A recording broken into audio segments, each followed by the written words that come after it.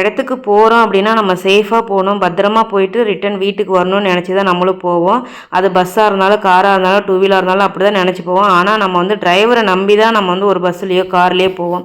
ஆனால் நேற்று எங்களுக்கு ஒரு இன்சிடென்ட் நடந்துச்சு. தயவு செஞ்சு நான் எல்லா டிரைவரையும் சொல்ல, அந்த ஒரு சில டிரைவர் இருக்கீங்க பார்த்தீங்களா, அவங்க மட்டும் மாற்றிக்கோங்க.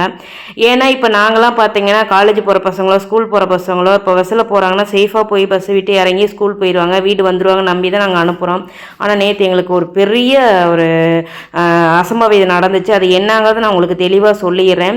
என்னென்னு பார்த்தீங்கன்னா, கோயம்புத்தூர் டு திருப்பூர் வர சாந்தாமணி பஸ்ஸில் வந்து நேற்று ரக்ஷு நிரு வந்தாங்க. பல்லடத்துலேருந்து சின்னக்கரையில் வந்து இறங்கும் போது பார்த்தீங்கன்னா பெரிய பாப்பா இறங்கிட்டாங்க. சின்னவங்க இறங்குறதுக்குள்ளார டிரைவர் என்ன பண்ணிட்டாருன்னா வண்டியை மூவ் பண்ணிட்டாரு. வண்டி எடுத்து பிள்ளை கீழே விழுந்து ரைட் சைடு முழங்கால நல்லாவே அடி பிடிச்சிருச்சு. அந்த பஸ்ஸு நிப்பாட்டவும் இல்லை, என்ன ஏதுன்னு கேட்கவும் இல்லை.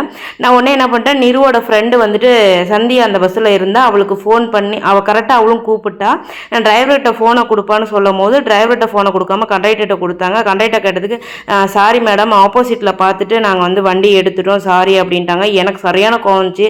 வீலில் மாட்டினதோட வேறு ஏதாவது அசம்பாவிதம் நடந்தால் என்ன பண்ணீங்க, காலில் அடிப்பட்டதோடு போயிடுச்சு, வேறு ஏதாவது ஆயிடுச்சுன்னா எனக்கு தானே பிள்ளை நஷ்டம் அப்படின்னு சொல்லிட்டு நான் நேற்று வந்து அவங்களுக்கு கம்ப்ளைண்ட் பண்ணிட்டேன். போலீஸ் ஸ்டேஷன்லேயும் கம்ப்ளைண்ட் பண்ணிவிட்டு அவங்க ஆஃபீஸ்க்கும் கூப்பிட்டு கம்ப்ளைண்ட் பண்ணிட்டேன். தயவு செஞ்சு இந்த மாதிரி பண்ணாதீங்க.